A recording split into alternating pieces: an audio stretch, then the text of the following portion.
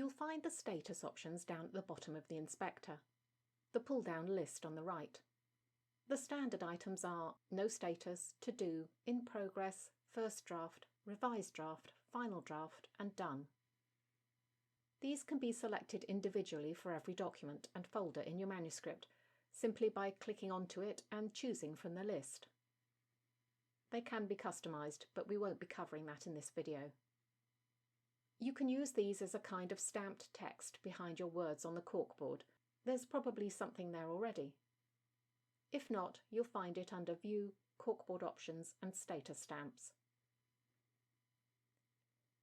To change the format of the status stamps, go to File, Options, Appearance and Corkboard.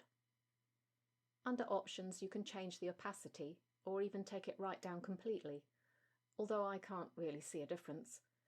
And under Fonts you can select a different font.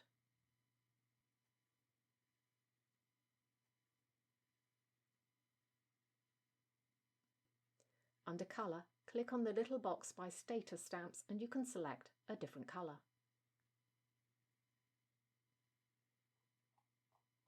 If you don't want status stamps at all, or you've finished with them, just deselect the option from the View menu, Corkboard Options.